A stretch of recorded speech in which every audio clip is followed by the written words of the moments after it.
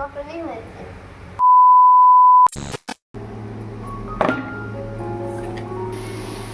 কেমন আছো সবাই? আশা করি সবাই ভালো আছো।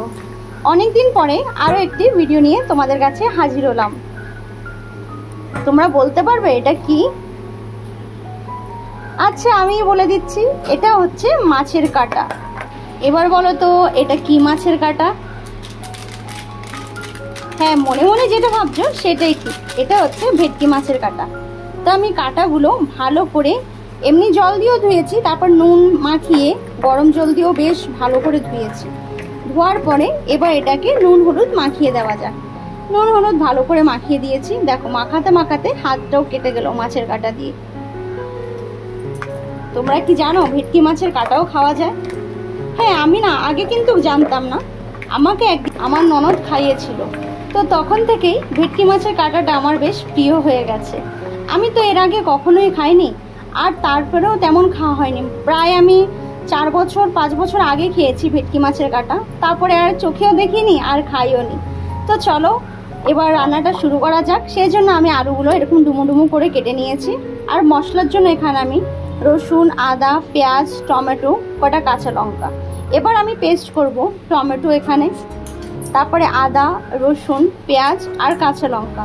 এবার এগুলো ভালো করে মিক্সিতে পেস্ট করে নেব। এই দেখো, পেস্ট করার পর এবার পালা হচ্ছে গুঁড়ো মশলা। গুঁড়ো মশলার মধ্যে আমি দেবো এখানে এই ছোট ছোট চামচের 1.5 চামচ আমি এখানে জিরের গুঁড়ো নিয়ে নিলাম। এখানে ছোট চামচের আমি 2 চামচের মতন লঙ্কার গুঁড়ি নিয়ে নিলাম। আর এখানে 1 চামচের মতন আমি ধনে গুঁড়ি নিয়ে নিলাম। এবার পরিমাণ মতন হলুদ নিয়ে নেব। হলুদ নেওয়ার পর সামান্য একটু জল দিয়ে মশলাটাকে বেশ সাইডে রেখে দেবো। এবার যেই কড়াইতে রান্না করব সেই কড়াইতে আমি তেল দিয়ে দিচ্ছি। আমি এখানে ফ্রাই প্যান নিয়ে নিলাম, তাতে যেন মাছের কাঁটাটা কড়াইতে না লেগে যায়, সেই জন্য আমি ফ্রাই প্যান ইউজ করছি এখানে। অনেক সময় তো কড়াইতে লেগে যায়, তো সেই জন্য আমি ভাবলাম তাড়াতাড়িও হবে, তো আমি এক সাইডে ফ্রাই প্যানে মাছের কাঁটাগুলো বেশ সুন্দর করে ভেজে নেব। হ্যাঁ, ভাজার সময় একটু হালকা একটু স্মেল করবে, কিন্তু ভাজাটা হয়ে গেলে আর কোনো গন্ধ করবে না। সেই জন্য ভালো করে একটু গরম জল দিয়ে ধুয়ে নিতে হবে। ভাজার সময় মনে হচ্ছিল যে আমি মাছের কাঁটাগুলো খেতে পারবো তো।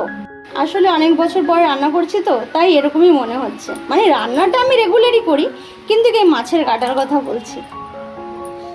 তো দেখো, মাছের কাঁটাগুলো এপিট ওপিট করে বেশ সুন্দর করে একটু ভেজে নিলাম। লাল লাল হয়ে গেছে, ভেজে আমি নামিয়ে নিলাম। এরকম করে সবকটাই আমি মাছের কাঁটাগুলো ভেজে নেব। আর ভাবছো তো মাছের কাঁটার মধ্যে কি আছে এমন? আরে সত্যি, যে একবার খাবে এই মাছের কাঁটার রেসিপিটা, সে বারবার খেতে মন চাইবে। আর রান্নাটা তো খুবই সহজ, যেরকম আমরা মাংস রান্না করি ঠিক সেরকমই। অনেকে বলে আবার মাছের কাঁটা কি খাওয়া যায়? আমি বলি হ্যাঁ, খাওয়া যায়, তাও আবার ভেটকি মাছের কাঁটা। ওটার মধ্যে তো শুধু কাঁটা থাকে না, মাছও থাকে গায়ে। এবার যেই কড়াইতে আমি রান্না করব সে কড়াইতে তেল দিয়ে দিলাম। এই পাশ দিয়ে আমি আলুগুলো ভাজতে শুরু করে দিলাম। যতক্ষণ না লাল লাল হবে ততক্ষণ একটু ভেজে নেব নুন হলুদ দিয়ে। আলুগুলো আমার ভাজা হয়ে গেছে, এবার আমি তুলে নিচ্ছি। এবার কড়াইতে যদি তেল কম থাকে আর একটু তেল দিয়ে দেওয়া যায়। তো আমার যেটুকু তেল ছিল সেটুকু তেলেই রান্নাটা মনে হয় কমপ্লিট হয়ে যাবে। এবার ফোড়নে আমি একটা তেজপাতা দিয়ে দিলাম, তারপরে কুচি করা পেঁয়াজগুলো আছে সেগুলো আমি এখানে দিয়ে দিলাম। কেউ যদি আমার চ্যানেলে ফার্স্ট টাইম ভিজিট করে থাকো তাদেরকে রিকোয়েস্ট করলো চ্যানেলটাকে সাবস্ক্রাইব করে দিও, পাশে থাকা বেল আইকনটি অল ক্লিক করে দিও। পেঁয়াজটা একটু নাড়াচাড়া করে নেব সুন্দর করে তেলের মধ্যে। তার মধ্যে অল্প একটু লবণ দিয়ে দেবো, তাতে পেঁয়াজ ফ্রাইটা তাড়াতাড়ি যেন হয়ে যায়। কয়টা এবার গোটা রসুন দিয়ে দিচ্ছি, কয়টা কাঁচা লঙ্কা দিয়ে দিচ্ছি। গোটা রসুনটা দিলে কি খেতে কিন্তু আরও টেস্ট হয়। এবার যে মশলাটা মিক্স করে রেখেছিলাম সেটা দিয়ে দিচ্ছি। মশলাটা ভালো করে কষাতে হবে যতক্ষণ মশলা দিয়ে তেল না বেরিয়ে যায়। দেখো, মশলাটা কিন্তু আমার ঠিক কষানো হয়ে গেছে। এবার ভেজে রাখা আলুগুলো আমি দিয়ে দিলাম, তার মধ্যে দিয়ে দেবো মাছের কাঁটাগুলো। তারপরে সামান্য একটু জল দিয়ে ভালো করে এবার এগুলো কষাতে হবে। যেরকম আমরা মাংস রান্না করি ঠিক সেরকমই সেম প্রসেসে করতে হবে। খেতে জাস্ট ফাটাফাটি লাগে, সত্যি বলছি। তার মধ্যে আমি এখানে চিকেন কারি মশলা একটু অ্যাড করে দিলাম। ভালো করে এটা কষিয়ে নিলাম, তারপরে আর একটুখানি জল দিলাম, তাতে মশলাগুলো ভালো করে মাছের কাটার মধ্যে ঢুকে যায়। তারপরে 5 মিনিটের জন্য ঢাকনা দিয়ে দিলাম। 5 মিনিট পরে চলে আসলাম আবার। দেখো তরকারিটা কিন্তু প্রায় হয়ে এসছে আমার।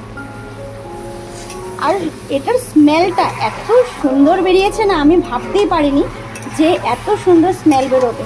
কেন কি ভাজার সময় একটু গন্ধ কেমন একটু আস্তে গন্ধ গন্ধ করছিল, কিন্তু রান্না করার পর ও আর থাকাই যাচ্ছে না ঘরে, এত সুন্দর স্মেল আসছিল। এবার আমি এখানে সামান্য একটু চিনি মিক্স করে দিলাম। তারপরে দেখছি যে ঠিকঠাক করে সব সিদ্ধ হয়েছে কিনা। দেখলাম হ্যাঁ সব ঠিকই আছে। এবার 1 চামচ আমি এখানে গরম মশলার পাউডার অ্যাড করে দিলাম। এবার কিন্তু রান্নাটা পুরোই কমপ্লিট হয়ে গেছে। হ্যাঁ দাঁড়াও দাঁড়াও, এখন কিন্তু স্কিপ করলে হবে না। তরকারিটা বেশ আমি বাটিতে নামিয়ে নিচ্ছি। তারপরে কিন্তু আরেকটা জিনিস অ্যাড করতে হবে, সেটা কিন্তু স্কিপ করলে হবেই না। ওটা দিলে তো খেতে আরো দারুণ লাগে। কি বলো তো?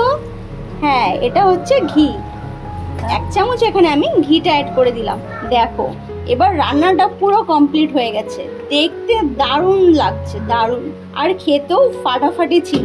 কেউ যদি এখনো অবধি ভেটকি মাছের এই রেসিপিটা ট্রাই না করে থাকো, তাহলে আমার ভিডিওটা দেখে ঝটপট গিয়ে রেসিপিটা একবার ট্রাই অন্তত করে দেখো। আশা করি অনেক ভালো লাগবে। চলো দেখি আমার সুপুত্র কি রিভিউ দেয় এখন। আমার মা যেটা রান্না করেছে মাছের কাটা, সেইটা পুরোই মাংসের মতনই হয়েছে। এই যে কাটা। ভিডিওটি ভালো লাগলে সবাই লাইক, শেয়ার, সাবস্ক্রাইব করবে। টাটা, বাই বাই, আবার যেন দেখা পাই।